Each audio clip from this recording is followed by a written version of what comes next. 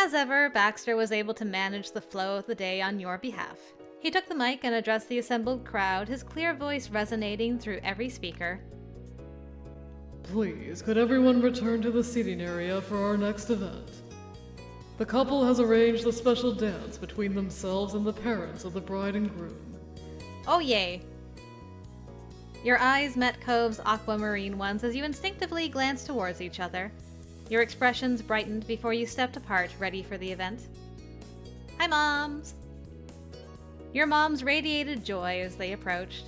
They each took one of your arms and entwined it with their own. The three of you made your way over to an open spot in the dance square at the front of the reception area. Close up like this, you could see not only the pride evident in their faces, but the telltale shine of teary eyes. As the music began, Mom broke away to allow you and Ma to dance together first. While you flowed and swayed in time with the tune, Ma took the opportunity to speak to you. Her voice was soft and low, preventing her words from carrying outside your little bubble. It means so much to me to see you like this. All we've ever wanted for you and your sister is for you to have a good life. I hope you'll always be as happy as you've been today. Touched, you felt a prickling of emotion in your own eyes. Ma spun you around and handed you over to Mom. She picked up the rhythm instantly, and you got into the swing of things just as you had with Ma. You're fantastic. Thanks, Mom. You're doing great, Molly. She squeezed your shoulder, where she was holding you as you bopped to the music.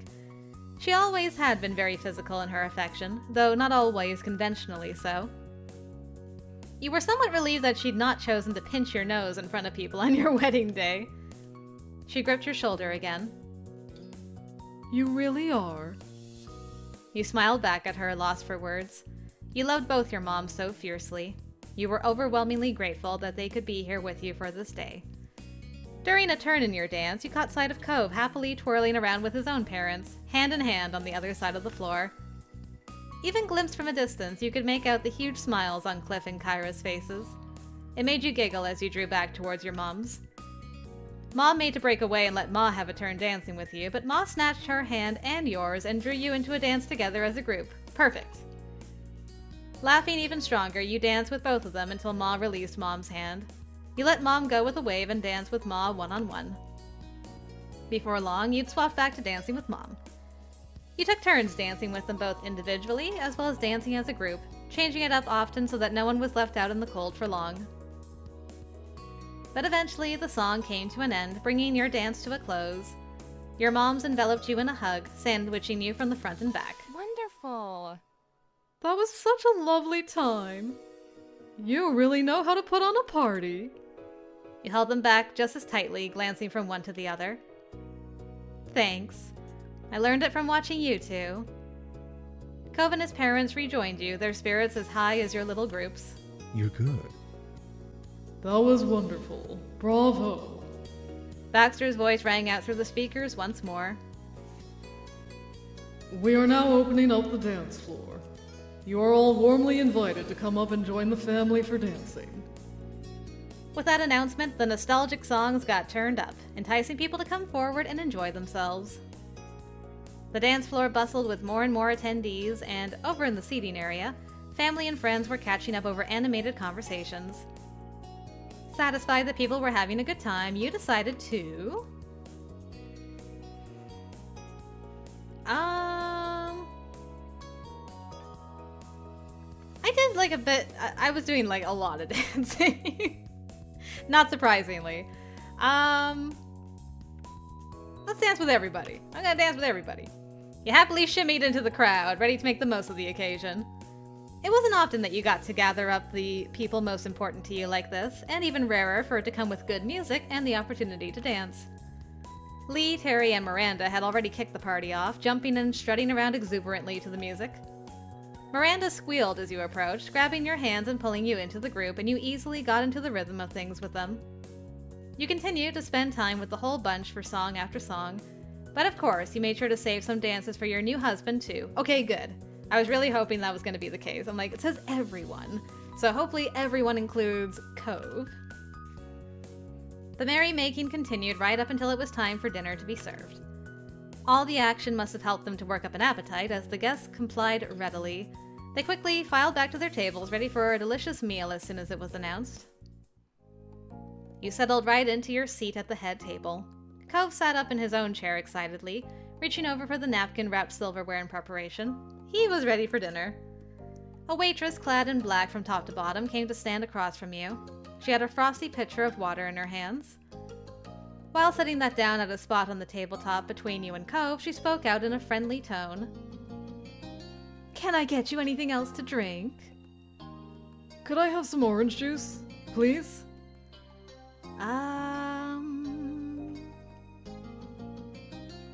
After dancing? Yeah. I was gonna have coffee, but I was like, you know what? After all that dancing, just water for me. I've got it. I'll get that right to you. You both thanked her as she spun on her heels and made a beeline to the drink counter. At that same time, more servers began pouring into the space coming from the opposite direction. They were spreading out between the tables, collecting orders from the rest of the guests. One of the darkly dressed figures stood out from the rest to you. With perfect poise and not a hair out of place, Baxter stood on the sidelines to supervise the process. He was well into his work. Servers ebbed and flowed between the tables as drinks were provided to each individual who requested one. That wasn't where it stopped. Soups and salads were then carted out before the main course. Cove took in a satisfied inhalation of the steam coming off the soup. You could catch a whiff of the scent yourself. It was savory and rich. He scooped a spoonful out and dug right in. The rest of the guests followed, taking first tastes of what you had to offer them. Spirited discussions were had between bites. There were plenty of compliments. Your mom, Miranda, and Liz sounded especially pleased with how it came out. They were chatting to the others at their tables about the subtle flavors. And many of your attendees made use of the extra spice that had been made available. Cliff, Kyra, Ma, Terry, Derek, and your own lovely husband each added their own levels of added heat. For your meal, drowned it in spice. Just upend the entire container, just you know what? A lot. You don't have to drown it. You don't want to just like eat spice, okay? Because that's no good. A lot of spice, fine. You do not need to drown it. It was delicious and exactly the way you had wanted. Mom's jovial tone carried itself above the rest of the voices. So, how much are we getting here? There's all this already and the meal hasn't even shown up. I'm gonna lose track keeping count.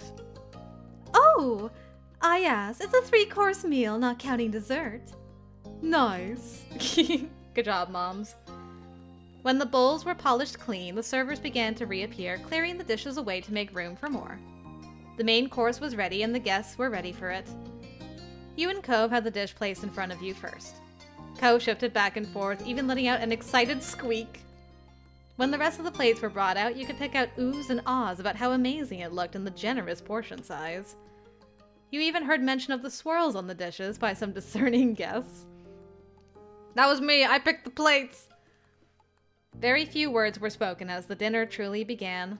Everyone became fully immersed in their food. It was quite the hit.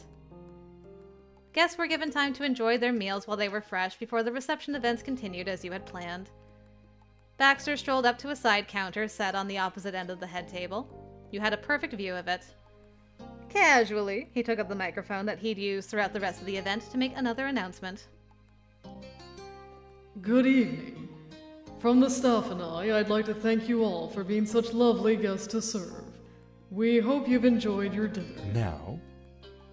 This mic will be left open for a time to allow anyone who wishes to make a speech about the couple. You are all welcome to come share memories, words of congratulations, and or your appreciation for Molly and Cove Holden if you feel comfortable doing so. He didn't hog the mic any longer than necessary, placing it back down on the center of the stand as soon as his brief message had been made clear. Baxter directed a soft smile down to you and Cove as he left the space open for others to speak. A nervous rhythm began to play out next to you as Cove's fingers were drummed against the edge of the table. You watched the furrow grow deeper into his brows. He was preparing himself for whatever was about to be said. There would likely be some friendly teasing, and almost certainly he was going to get emotional again. Once the mic was available, the first person to stand was your ma. She hopped right up and made her claim to the front table. Softly, she spoke across the space directly to you and Cove, her words being carried through the air to where you sat. Congratulations once more, my wonderful children. This wedding feels like a dream, as much as my own did when I was around your age. Her head tilted to the side, towards the other guests, and began a formal speech. Well, Our Molly has been a joy to our family's lives, and everyone else who's met her since the day we were brought together. But watching how she's grown with Cove has been special. The way Molly treasured the little stuffed turtle keychain Cove had bought for her, even using it as her cell phone charm as soon as she got one. Aww, I remember. Seeing how sweetly they shared their treats together when they could. Cove's nervousness over attending a formal party, but doing it anyway because it was with Molly. There was the one long weekend where Cove came day after day to take Molly on charming trips for no special reason at all. Her eyelids rested closed as she let out a sentimental sigh. Oh, and I could keep going. There's so many memories. Molly can clear the tears from his eyes better than anyone else, when she wasn't the one causing them. Happy tears, of course. It was beautiful, and it still is. Her tender gaze shifted to the two of you once more, signaling the end her talk had arrived. I love you. Aww. I can only hope you'll be able to continue growing together for many more years to come. I love both of you very much. Your husband's eyes had already began misting. After knowing her for all this time, Cove developed a deep affection for Ma. How can you not? Hearing that she cherished those important memories the same way you and he did had an impact. That was a wonderful speech. Good job, Ma. Starting it off strong. She slipped the mic in its proper place, brushed at her bangs, and walked to her seat again on light steps. Your mom brushed down her dress as she stood on her feet and began to walk. This was her chance to take the stage, and she was going for it. Alright, the moms are starting this off. When she put one hand on the mic, the tip of her finger tapped the top of it, doing a sound test. The puff of sound echoed out, and your mom was satisfied with that. She lifted her head high, facing the crowd and smiling merrily. Thank you. Thanks, everyone, for coming today and for all the gifts you brought. I don't know how we're going to pack all that up to get it to their place, but we'll make it work. Where there's a will, there's a way. She had to lower the mic a bit, already snickering under her breath. Well, Molly, Cove, our families went through a ride with you two being brought together. Talk about a force of nature. You were attached to the hip as soon as you met, and have been ever since. You even ran away together the very first summer you met. You were only 8.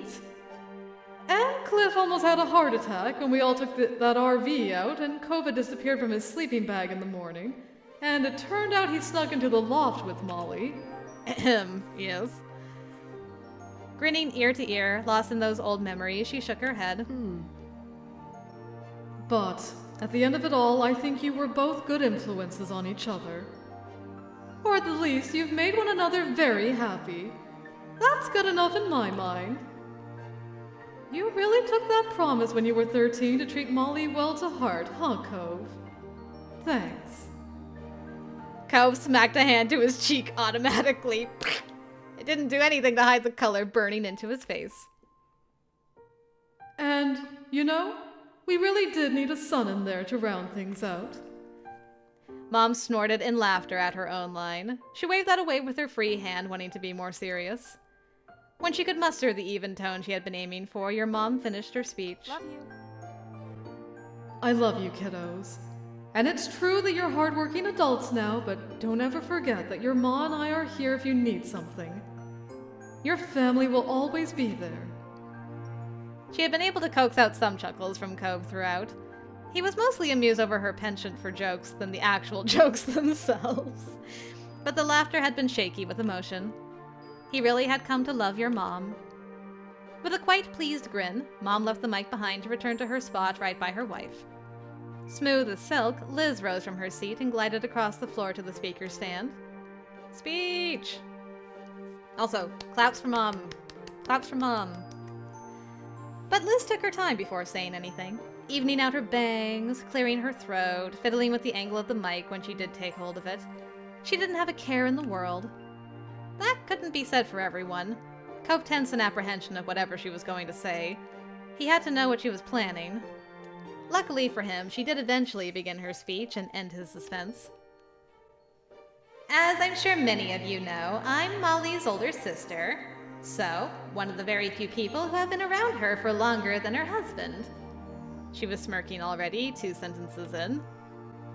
We're pretty close, is the thing. She flicked the hand without the mic into a non-committal half shrug. But honestly, Molly, if I realized you'd be marrying that new kid back when I was 10, I might have had to disown you. A scrawny, grumpy boy who didn't even know how to play pretend right? Certainly not, even if I did joke about it happening. Hey! Cove gasped indignantly that she would say such things, but things being said continued on regardless of his objection.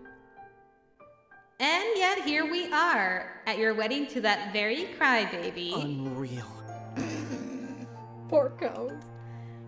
Exasperated at Liz's angle for her congratulations speech, Cove slunk lower in his seat, took his drink in both hands, and sipped at the juice like a furious elementary school kid. Perfect. Her head slowly shook, the ends of eyebrows bent, and a less crooked smile came to her face. The tone wasn't silly anymore. But with all that out of the way, what I actually want to say now is, you made the right choice. He's the one for you. Day after day, week after week, year after year, Cove was there. Even more than I was a lot of the time. Don't get your hopes about this meeting. I'm done teasing you about it. But for today, I want to thank you, Cove. Those big, watery eyes of yours have never lost sight of Molly since she caught them. Thank you. It brings peace to my heart to know that there's another person out there who cares for her as deeply as she deserves to be. Oh. He didn't have another comment then. Liz's grin widened as if she knew exactly the reaction she'd be getting. Congratulations to my good old baby sister and her special boy. Love you. With that, she tilted the mic towards the 2 of you as though she was toasting a glass. At the last moment, Liz had made Cove smile, and his wide eyes were as damp as she had described. Yay! Good job. You ended it on a high note. Liz daintily left the microphone where it belonged and returned to her chair fully satisfied. There was a clattering of silverware and dishes as Lee sprung out from her table. She skipped away, not paying any mind to that. She was too impatient for the chance to talk. My goodness, my family is like on top of, I gotta get up there and do a speech! Somehow it reminded you of all those times you chatted over the phone. The fun and excitement of sharing what was going, even when you weren't right next to each other. She took the mic right into her hand, projecting plenty of stage presence standing in front of an audience. My cousin Molly and I are the same age and got to grow up together. Because of that, I've gotten the joy of watching the story of her and her next-door neighbor, Cove. They were totally just friends, first of all. And then when romance finally happened, I was invested in the twists and turns of the tale. So let's just say I was the tiniest bit worried when neither of them had the nerve to propose. If they waited any longer, I was going to offer to do it for Molly just to get it over with. She giggled with as much joy as when she first found out the big news. Thanks, Cove, for taking care of that. This couldn't have ended better. I'm your biggest fan. But as happy as I really am about your adventures in love and marriage, the best part for me has been my own relationship with the 2 of you. Leandra took a moment to slow down and express her thoughts with complete honesty. Molly, you're among my closest family and very best friends. And Cove, you're not just my cousin's husband. You're my friend too, and my family just the same. Congrats on your stunning future together. I love both of you. Aww. Cove had to bite his lip to keep it from wobbling. The earnestness truly touched him. Yay! Lee, our biggest shipper. Her high-energy attitude quickly returned, though. Lee dropped the mic down and blew a couple kisses your way before she swished back to her seat. Derek came out from the seating area to give his own talk. He had a relaxed stance when he grabbed the mic and waved over at the head table. Congrats. Hey, congratulations again to you, Molly and Cove. You found your other halves, and anyone can see it. You're good for each other. You're good to each other. Whether you got married or not, no one would have questioned that commitment. Though it's been a hell of an event, too. Derek beamed with a boyish charm, looking just like he did the first time you'd met him. Thanks for being my friend. It's been a pleasure to know you two. Derek's heartfelt appreciation had to awkwardly be interrupted with one quick addendum. Oh, but I'm not going anywhere. I'm getting that time management thing under control. Time management, uh-oh. He took the chuckles from the crowd in good stride and wrapped things up for real. Thank you. Thank you for letting me talk. Carefully, Derek hooked the microphone back into its stand. When he let go, he hovered his hands nearby for a second to catch it if it fell. When he was sure all was well, he nodded confidently and lightly jogged to his seat. Yay, good job, Derek. Cove watched the entire exit with a smile growing larger and larger on his face. A beat passed, and then Miranda stood. Miranda? She beat Terry to the punch? My goodness. She gripped at the front of her flowing dress, pulling it from the ground as she walked over to the mic. Her shoulders were shyly hunched up and her head was low. If she wasn't surrounded by tables full of people watching, you might have thought she was sneaking out of bed while trying not to get caught by her parents. When Miranda finished tiptoeing to the front, she gathered up the microphone in both of her hands. Her eyes closed rather than directly facing the crowd. She may not have been comfortable with public speaking, but her desire to participate outweighed that. Hi. Hey. Cove's focus was set ahead, but you caught out of the peripherals of your own gaze that your husband mouthed a hi back to her instinctively. Stop, so cute. Thank you, Molly and Cove, for inviting me. It's been a wonderful day, and I'm so happy for you two. The stiffness of her presentation smoothed out the more she got to talking. She was even able to giggle as her affectionate feelings for her friends eclipsed the worries of saying them in public.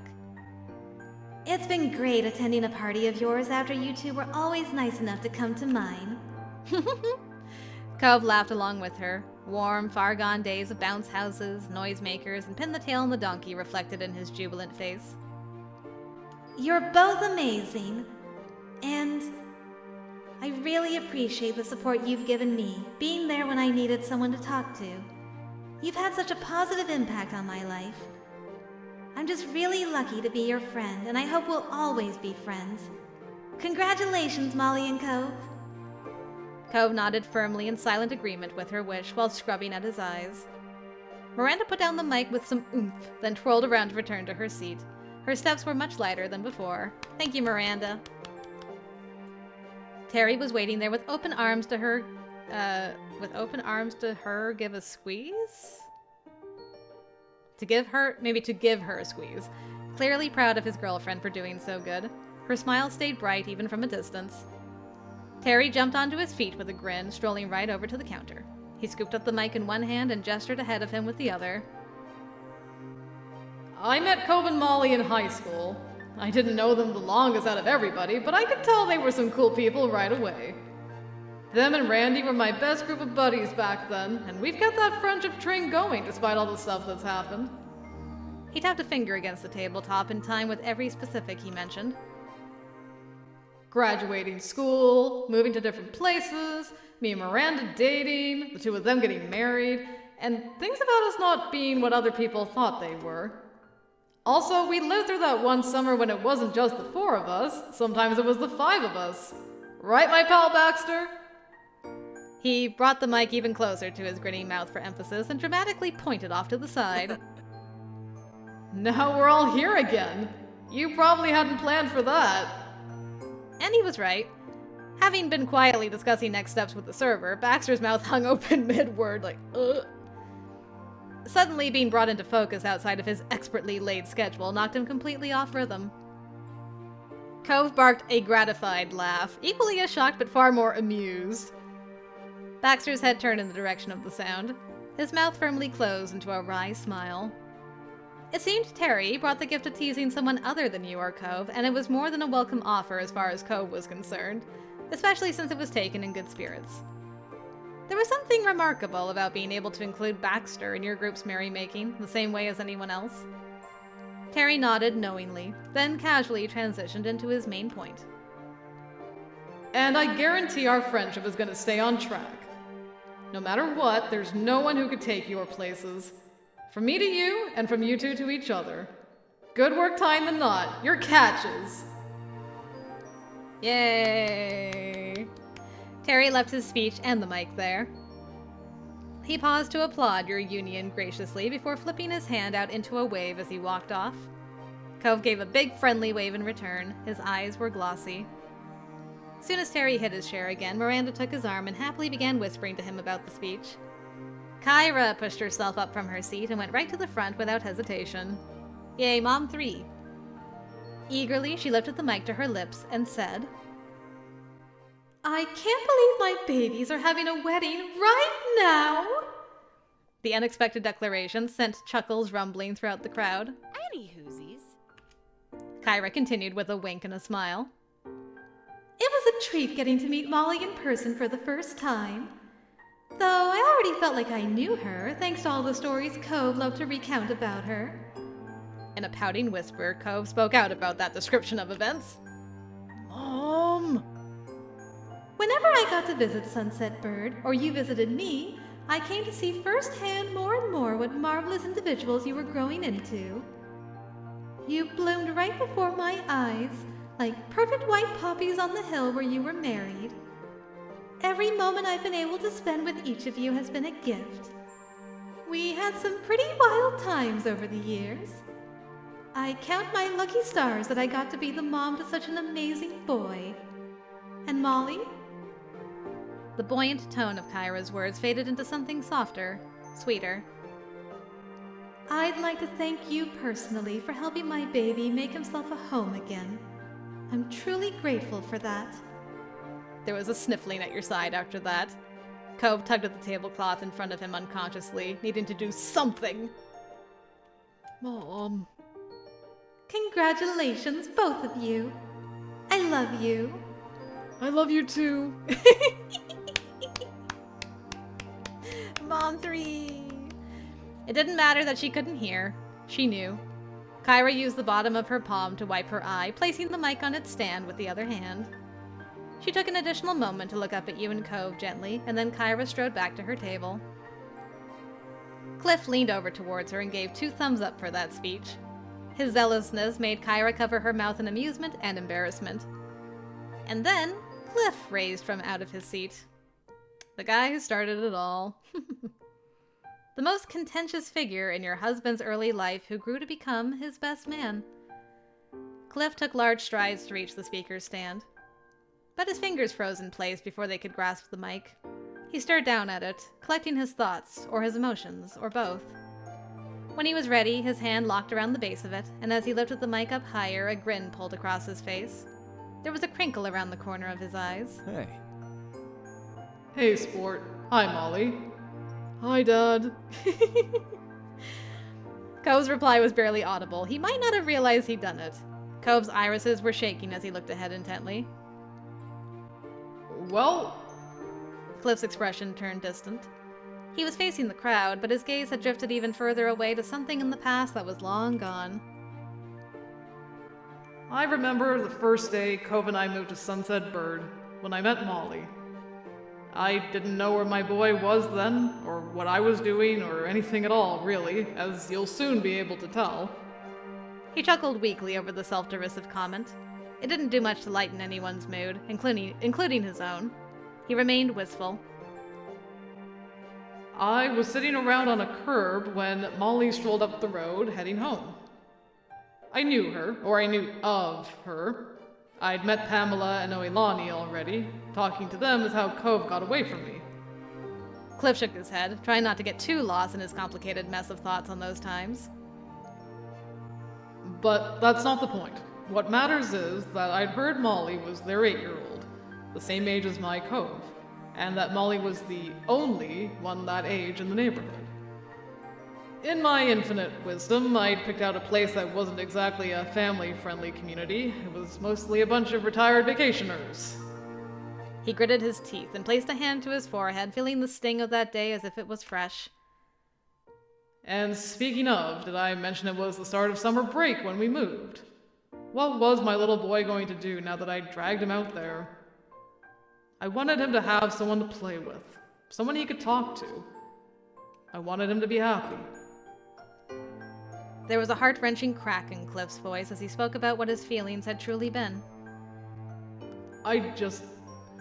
At that moment, everything was going wrong. It felt like a dead end no matter which way I went, and I was so sure that there wouldn't be anyone for Cove if it wasn't Molly. In one more valiant effort to try not to make the mood of your wedding too heavy, Cliff gave a goofy shrug. So I offered Molly $20 to be his friend. It's just funny to me. Oh, Cliff. The straight line of his shoulders lowered on each side like a roof sagging after years of having to stay solid. Maybe that's not the word. What I'm saying is that all my worries and regrets were at their peak. I was acting crazy. I know it now. But somehow it still turned out that there really wasn't anyone else for him, or not anyone better for him anyway. Nobody else in this world who can be there for Cove the way she can. The sentence remained unfinished. As much as he tried, Cliff couldn't put the words together to express what it meant to him. Cliff placed a hand against his chest as his gaze lowered to the ground. His delicate words continued to be shared with a full gathering of people thanks to the mic, but it was as if Cliff was speaking only to his son. That day, such a long time ago at this point, when you found out about why me and Kyra divorced, she was there. Molly was there when the plan was just to go jet skiing. Then, when that emotional bomb happened, she was still there. And when you felt ready to head back out, to keep going forward, you just had to turn your head to see someone who was ready to go with you. I'm so glad. You had someone who supported you in ways I never could. It was just what I had hoped for. I was so relieved. He glanced forward once more, offering a smile directly to you. You're an amazing person, Molly. Inhaling deeply through his nose, Cliff's stance pulled together tall and solid. His dark blue eyes shone with a depth to them as they met with the far brighter blue of his child's. Son, being your dad will always be the best thing I've done in my entire life. And getting that condo on that street was the luckiest card I ever drew. I bet you two would have found each other with or without that eventually, but because of it, my kid got to grow up right next to the person who could make him happiest. I can't ask for more than that. And Molly, you didn't need a dad with what great moms you've got, but I'm so thankful I still get to be yours. Oh, that is so sweet. I love you both, and I'll keep loving you for the rest of the time I've got. Tears streaked down Cove's face freely. He didn't fight their falling. I love you too. Watching you and your husband from where he stood, Cliff got misty-eyed himself. He reached to wipe his cheeks, completely forgetting there was a microphone in his hand. Cliff set it down, shyly waved over to the two of you, and stepped away. He was then able to rub at the ever-growing tears. Alright, that one got me real good. Oh, Cliff. No one spoke or even moved as Cliff returned to his spot. When he was seated, Kyra reached over to give his back a pat. He had done good. Then the mic sat there, untouched. None of the attendees wanted to pick up after where it had been left off. That was going to be the final speech from your guests, you were certain. I mean, how do you follow that up? Cove's breath was shaky, taking in everything. A weepy smile reappeared on his face the more it sunk in just how much he was cared for. He leaned against your side, pulling up the tablecloth and burrowing his face into your shoulder. How do I, put my arm around him and give him a squeeze? Oh, good. Oh, good. Pat, tuck, brush, brush. Yes, the brush. Slowly, deliberately, you stroked the smooth green strands of hair without disrupting Cove's positioning against your body. When a voice was amplified out across the whole space once more, it was expectedly your planner giving his appreciation for the cooperation again and announcing the closing of the speeches.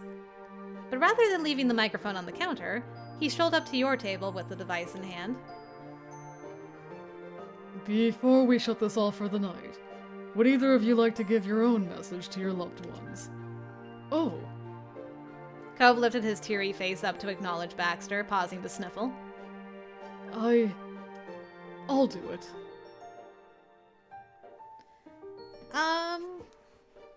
Yeah, I'd like to say something too. Of course. Here you are. Cove used one hand to scrub his eyes and the other to accept the mic, drawing it in close. Too close. His murmur crackled uncomfortably loud, and Cove's arms sprung out straight instinctively to get the noisemaker away from him. He winced, before much more cautiously lifting the mic towards his face. He cradled it in both hands, and his gaze dropped to the ground. Thanks. Thanks, everybody. Really, seriously. His eyes closed completely as he paused to bite his lips. So glad to be here. And all those things you said were... There was a cracking strain to Cove's voice that wasn't caused by technical error. He was choking up. Each word had to be pushed out with dedicated effort. really nice. I love you. As rapidly stuttered as it was, what he meant to express came through to you and the rest of the people there to hear it. Cove's earnest affection. In a fumbling motion that screeched out even more unintentional feedback, Cove passed the mic to you. Thank you. His now free hands moved to cover his mouth. As you rose up from your chair, your eyes casting out over each individual in the crowd, you had to accept the bittersweet notion that this truly was a special occasion. You had no idea when everyone you cared for would be gathered together in the same place again, or when you'd even see some of them next. You wondered if Cove had been cognizant of the same thing while he was speaking, that this message had a weight to it, that it was your last big chance to share your thoughts with them. All you could think to say was... Okay, is this the same dealio as, like, my wedding speeches, where it's like you have to go down the list, or is it not? I'm gonna make a save just in case, because I can't read the game's mind. Okay, I'm gonna start at the top, and we'll see if we come back to this. If we don't, then I'm going to look at this a little more carefully. But let me look at it carefully right now. Thank you for coming. It wouldn't be the same without you. We both love you so, so much. I'll always be grateful to get to have each of you in my life. Alright, those were good. You passed the test. You're all too nice. I love you. Your speeches were beautiful. Thank you. I really like this one. But I'm going to do the top one first and just see what happens. And that was it. Okay. I just get one thing to say, and it's going to be this. We both love you so, so much. And that brought the speeches to their last sentimental note. Your eyes remained focused ahead as you extended your hand out for Baxter to take the microphone and lowered back down in your seat. Applause erupted from table to table and Baxter grinned approvingly. Perfect. He took the microphone back with him as he rejoined with the other staff members in order to give you and Cove some space to yourselves. When the clapping subsided, emotions remained high. Further conversations were tentative and hushed for a time. But eventually, the happy chatter that frequented your reception filled the air again. It was an evening of good food and good company. The evening continued to slip by in a dreamy haze. Before you knew it, all the attendees had finished their main courses and the dishes had been swiftly cleared from the tables.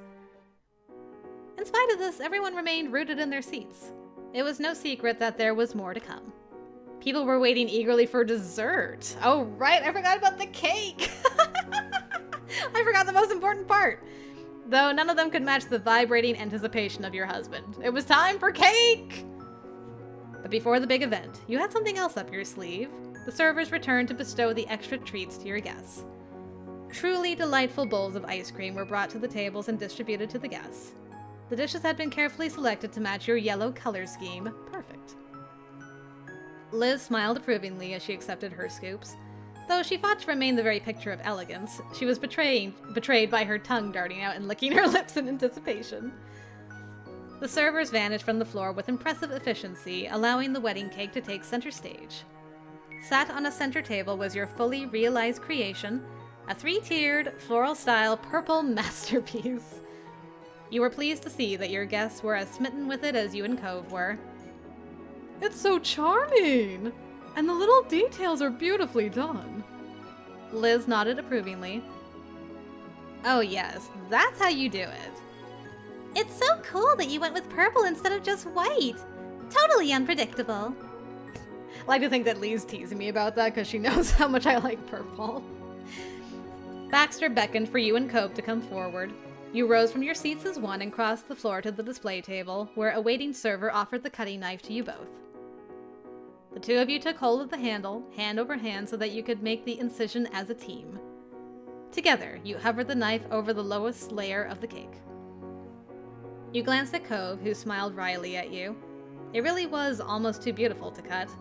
But just almost, and your guests were waiting for their portions of the delicious cake. Carefully, so as to preserve the structure as much as possible for as long as you could, you pushed down with the knife. It slid through the cake easily, leaving a smooth cut all the way through. You and Cove drew the knife out, then made another cut in order to create a neat triangle of cake. The server produced a plate ready for the first slice. With a bit of shakiness in the motions between the two of you, you slipped the knife under the piece and transferred it to the waiting plate. The first slice was done! You gazed at the neatly cut cake with pride as you set down the knife. Cove beamed. It was a lovely moment. Now you couldn't wait to share the wonderful cake with your guests. Cove let out a thrilled squeak as he picked up the provided fork. Each aspect of it had been painstakingly planned to suit the occasion as well as your tastes. Now at last it was finally there for the eating. Just eager, looking forward. You would have a taste, but were mostly happy for Cove. You weren't going to eat the cake yourself. You're not going to eat the cake yourself, excuse me. I'm looking forward to this.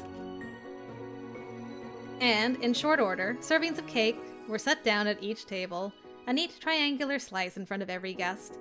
As the crowd dug in, along came discussion on the dessert.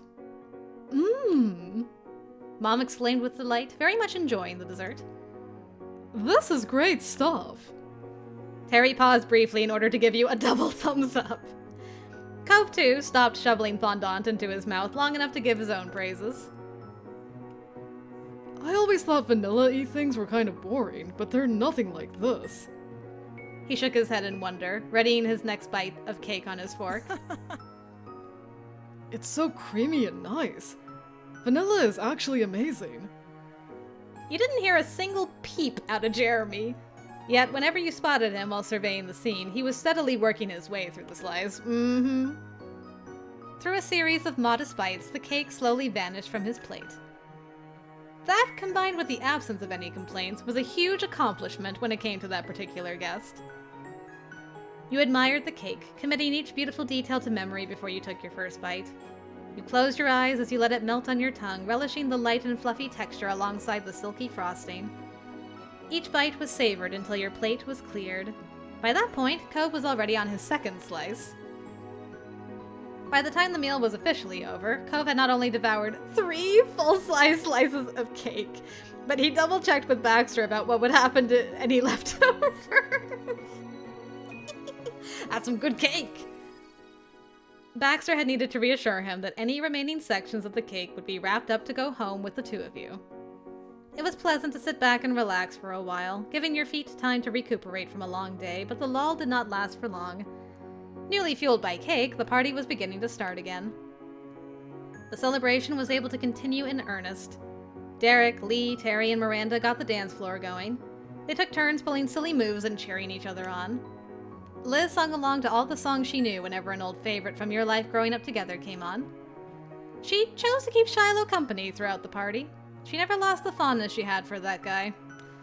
Yeah, me and her have some problems. From the glimpses you caught, he didn't seem to have minded. Hey, careful, you got a girlfriend now, Shiloh.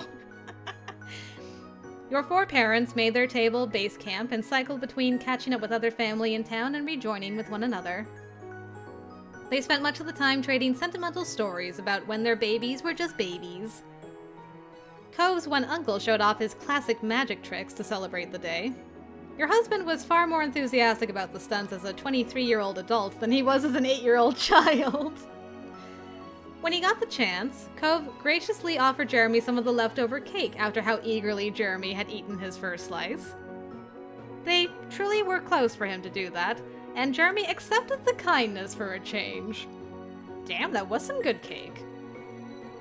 During the entire time, more casual photos were snapped of the best and funniest moments.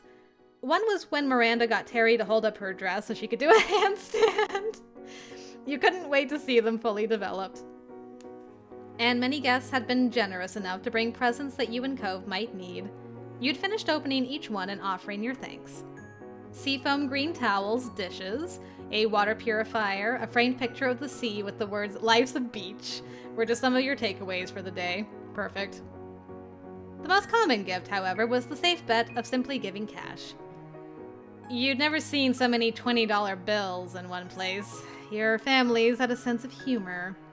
Good. Nice. Thanks. Of course, the relationship that began with someone offering money would reach its head with that repeating.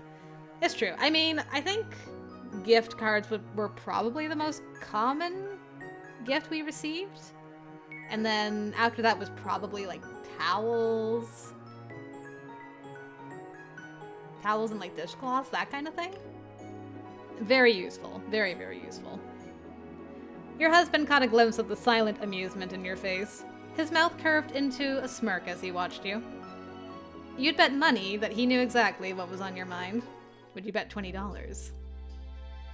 Good evening.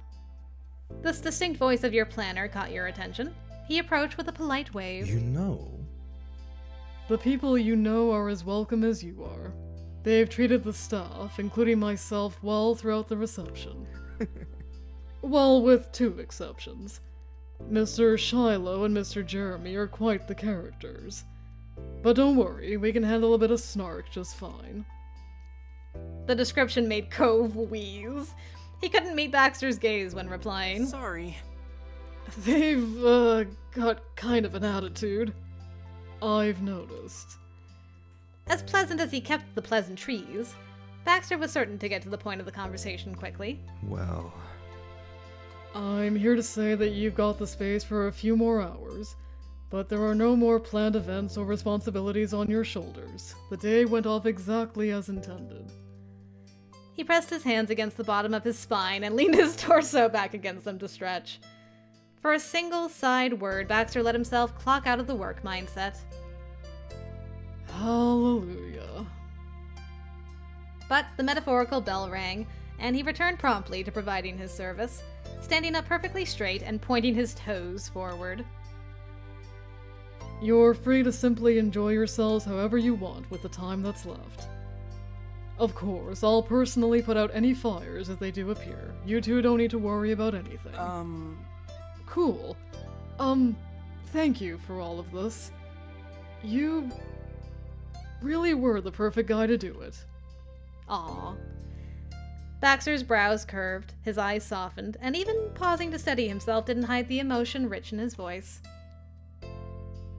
That means a lot to me.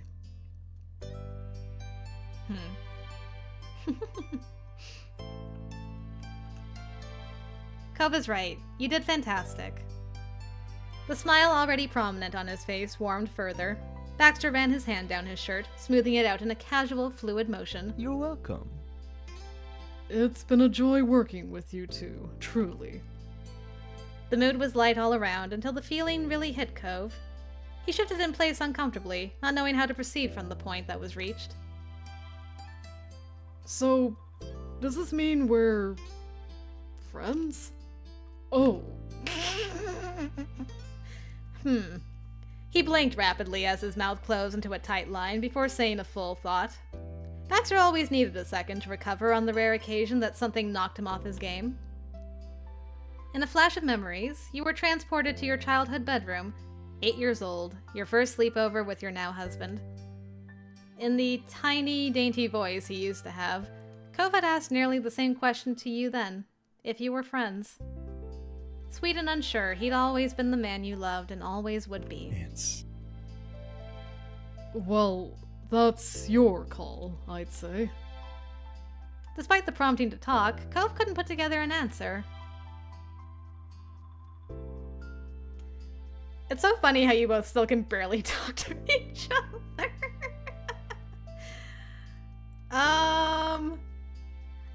I really don't want to, like, barge into this, though. You know what I mean? Like, I'm just like... Also, this is a terrible time to bring this up, but I just noticed, like, the chair decorations are so similar to what my chair decorations were at my reception, and I'm like, whoa. How did they know? But anyway, refocusing. Yeah, like, I kind of just wish I could be like, let Cove answer, you know?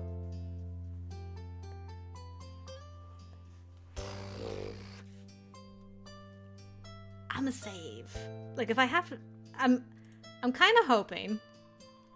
I'm low-key hoping I can do this, and Cove can answer.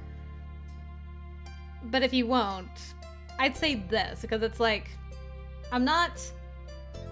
I feel this is less of me making a decision. It's like, I'd like to be, but gonna leave that up to you two, okay? I'd like to be, just for my 2 cents. Eh? 2 pairs of eyes from 2 very different men set on you, though eventually moving to look at one another. Smiles returned to both their features. As Baxter would say, it was settled. Okay, is it the same thing whether I say this? Yep. I'd like to be friends. Alright, well, I guess that's that. To solidify the friendship, Baxter offered you his hand to shake once more. You tipped your head keeping your hands down. Gladly reciprocate. Your hands gripped together affectionately, lifting up and down once. Next, his hand went towards Cove. He held it out evenly with confidence, not from a want to be self-assured, but he was actually certain that they had a closer relationship now. Cove looked down at it, considering, but he ultimately raised his arms and shoulders, an emotion that was both an awkward shrug and an invitation to hug instead. Yay! The lopsided grin he gave was contagious, and Baxter took hold of Cove while positively beaming. It's a wedding miracle! Baxter was only tall enough to bring his chin to Cove's shoulder, but he rested it there comfortably. You know what? That's more than I can do, so enjoy. Cove chuckled in bemusement. It took a long time, but he had been won over to Baxter's side. There can be miracles. Amazing. He gave his new friend a pat on the back before they ended the embrace amicably. I hope you enjoy your post-wedding bliss as long as you can. But when life settles back down to normal, we should have dinner. I know some good places. I guess. That'd be nice. I guess we'll call you.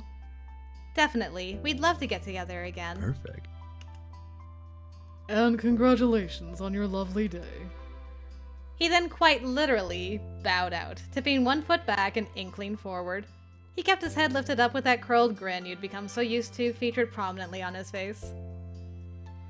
Baxter left the two of you there, disappearing into the crowd of figures all in black to help keep the event running as smoothly as possible. Also, I just noticed. Look. You can see his ring! Oh my goodness. I'm noticing all kinds of stuff while this is going on. You thought back to the very start of that special day when Baxter promised he'd congratulate you when it was over. That gave his parting words an extra sense of finality. But it wouldn't be a real goodbye. This time Baxter would be a part of your lives for as long as he was welcome in it. You believed him in that. With the staff busy and the guests mingling with each other, you and Cove had a moment completely to yourselves since the wedding first began that morning. You knew for certain that you could relax when you caught Cove pulling into a big stretch. His torso twisted to one side as his hands rose up as high as he could get them. He had to fight a bit against the crisp, fitted shirt he was buttoned into, but Cove was persistent. His eyes had been closed when he worked out the last of the jitters he'd carried throughout the day, but his gaze landed on you as soon as he finished.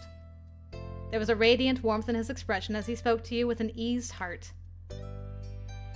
if you don't mind, I want to dance with you again before it's over. I would love to. He smiled openly and welcomely. It was more inviting than his direct words had been. As he had in the past, and as you were certain he'd do in the future, Cove lifted his hand for you to take. You accepted then, as you always would. You and your husband slipped away from the main seating area out to the center of the space. By that late hour, the dance floor had mostly emptied. Your fingers remained linked as you both took hold of the other with your second hands taking form for a dance. Cove brought his chest near enough to brush against yours and rested his cheek on the edge of your forehead. He was careful not to mess up your hair. Thanks. Slow, calming music drifted through the air. It enveloped you and kept out the buzz of distant conversation still happening. You began to sway to the sound, cozy and content. It felt as though you and he were in your own world. So... Ooh, Mrs. Holden, hello.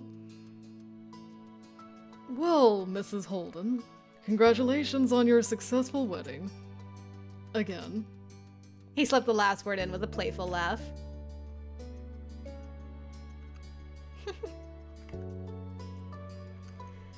Congratulations to you too, Mr. Holden. Thanks.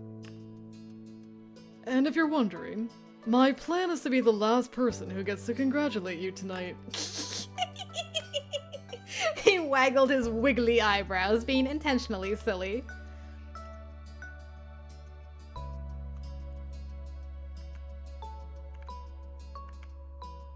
Yeah, I mean, that was my initial reaction, was just a giggle. He sighed softly, and his shoulders lowered comfortably. But Cove suddenly perked back to attention when something struck him. Though, I could just say it again when we get to the hotel room. I'd definitely be the last person to do it then. That's one of the perks of being married. I pretty much always get to be the first and the final with you. You for me too. I'm good with that. I guess I can manage it. I don't know, I could always call someone. There's no one else I'd want to be my first and last for everything. Thank you. In his glistening eyes, you could see how treasured you really were. Cove whispered heartfelt words. See you tomorrow. Aw, see you tomorrow. I love that. Oh, and I also get to say this for sure. See you tomorrow, Molly. I'll see you tomorrow, too. Cove pressed himself into you even more snugly and letting out a tiny, thrilled squeak. Now that we have a minute, I want to mention how you looked.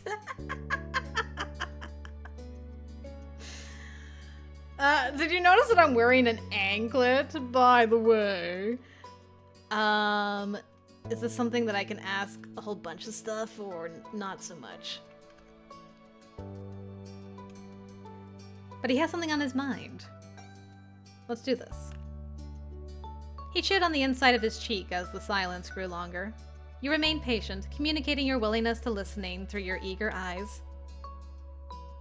Molly, there's something I want to say. The sentence faded out as his lips clammed up in a trembling line. He had to force it back open. I wanted to say it without crying, but your vows were so nice to hear, and I loved them, and thank you for doing that. I'm sorry that I didn't understand how the vows things worked. I would have been longer. I had more to say to you. I will say them in an alternate reality, I promise. Simply remembering the scene had gotten the tears flowing again. He couldn't help it.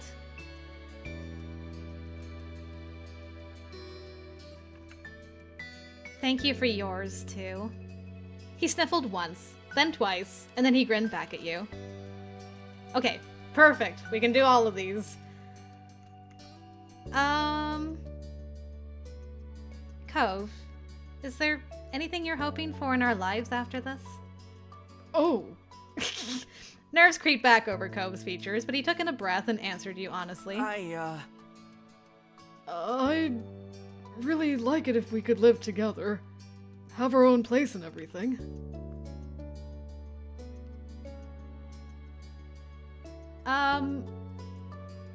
Right. Yes, that would be Good. I kind of... I would have thought they would have, like, arranged this beforehand?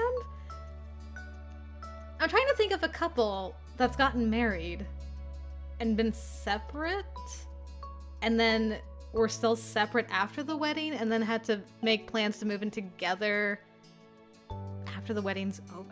I don't think I've ever encountered that. Have you guys ever heard of that? Because it's always been like, they bought a house, or they got an apartment, or, whatever. They've arranged, like, some kind of living situation. If they weren't already, like, living together, they've arranged some kind of living situation. And, like, one of them is usually living in that place until the wedding, and then after the wedding, the other person just moves in? No? I'm kind of I'm taken aback. I'm like, huh? But yeah, let's do it. The sooner the better. The relief in his extra high-pitched voice was palpable. Great! That's great! Oh.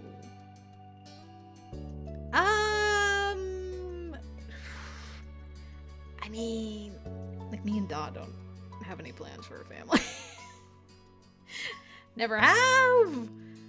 Probably never will. Just kids. You know what?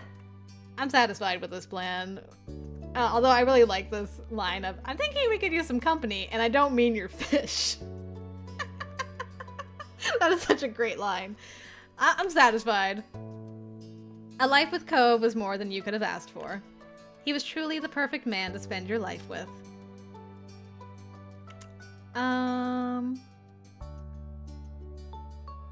Now that we have a minute, I wanted to mention how you looked. His stone tensed. His stone tensed? Stone? What part of stance reads as stone, woman? I'm losing it, guys. I'm losing it. That whole thing where I was thinking about moving in together after we got married just completely broke my brain. Anyway, his stance tensed, blushing in his finery. The spotlight had turned back on, and Cove was getting stage fright. Do you like it? I love it.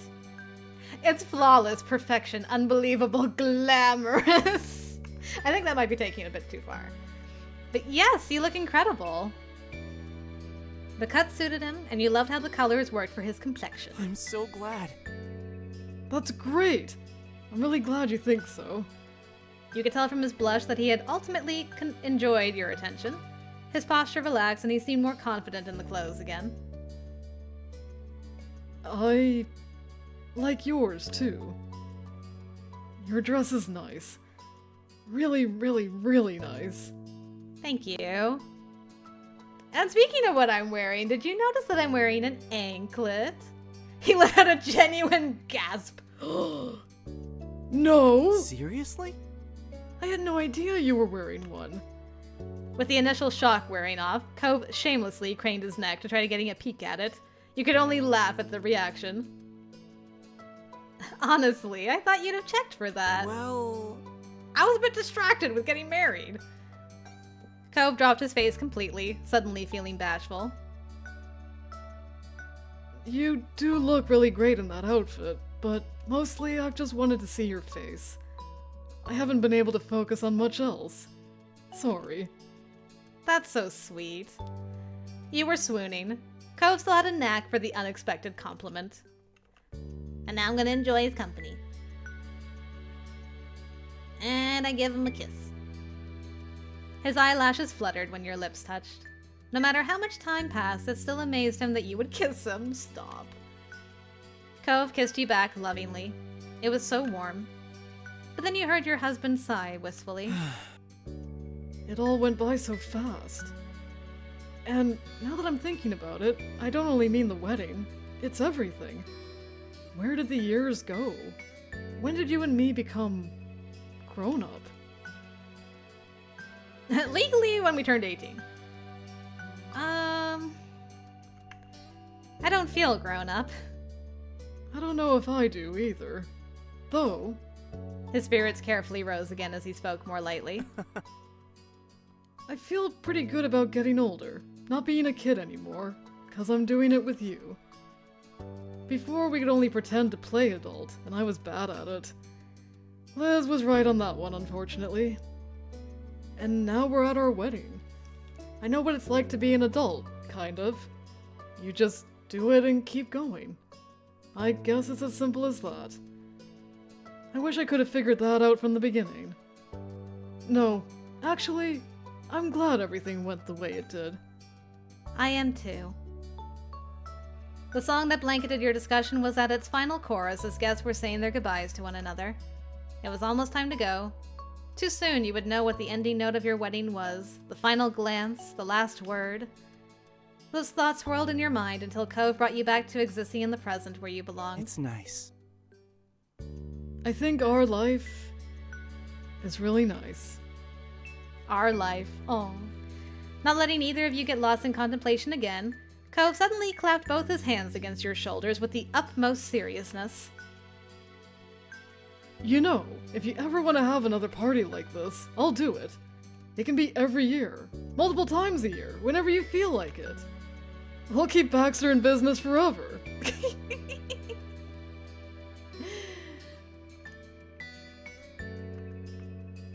If it's with you, I'm up for anything.